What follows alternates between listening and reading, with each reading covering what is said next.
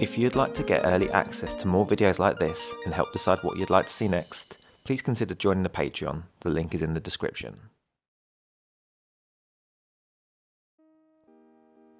The Fat Controller was pleased. Pip and Emma were working out very well hauling the express, and Gordon was enjoying taking things slower. The engines were happy too, and so were the passengers. As the years passed, the twins saw fewer and fewer engines like them when they visited the mainland, and newer, haughtier trains took their place. The poor engines felt out of date. "It's the way of things," said Gordon comfortingly, "but we experienced engines can always teach the younger ones a thing or two."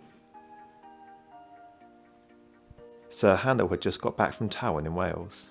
He had been working on the Talyllyn Railway for a special event and was enjoying telling the coaches about his adventures. "Would you believe they put me to work alongside my brother Sir Hayden, and then I had to race against a car, and there was a steamroller just like George who I sent packing." "We hope you didn't poke yourself in the eye this time, dear," said the coaches.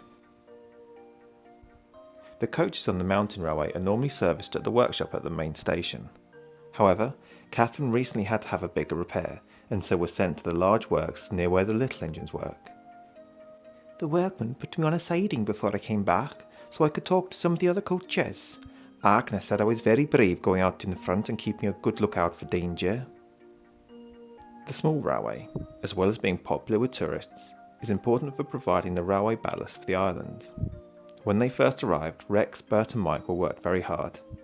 Now they had Jock to help them with the passenger trains, and all their diesel friends to help out when things got busy.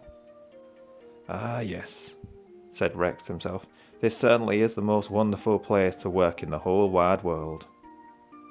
The Fat Controller had been impressed with Daisy and Boko's work on the branch lines, and now Bear was helping Henry, James and even Gordon with their work on the main. "I'm very impressed with your work," he said to Bear one morning before he left with the Wild Nor'wester. "Tell me, are there many diesels like you on the mainland, or are they more like Spam 199? Bear laughed. "I think a lot of us are decent engines, sir," he replied. After the war, many surplus engines were available at bargain prices. The manager of the Mid-Sodor Railway bought one of these to help out Duke, Falcon and Stuart. He was a large engine with a tall cabin chimney and a cocky manner.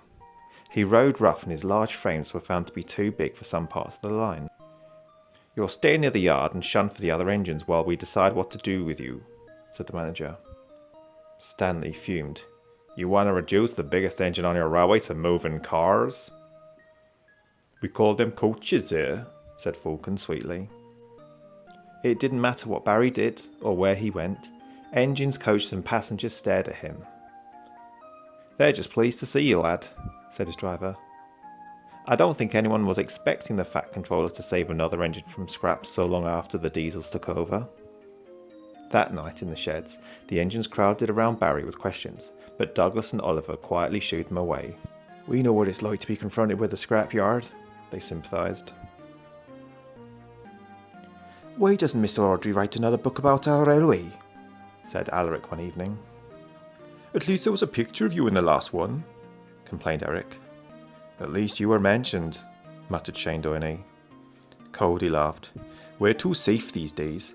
I doubt you could find any stories to write about us." "What about that car I helped rescue?" asked Ernest. "And if it wasn't for me, Howard would not have known to bring the vet to that injured sheep," put in Wilfred. The next day, Patrick was taking the first train up to the summit. "I think we should write to the author and see if he can tell the world more stories about our line," he said to his driver. His driver agreed. Thanks for watching, everyone. If you enjoyed this video, please consider subscribing to the Patreon like these fine folk to help pick the next video subject, get early access to new content and help support the channel.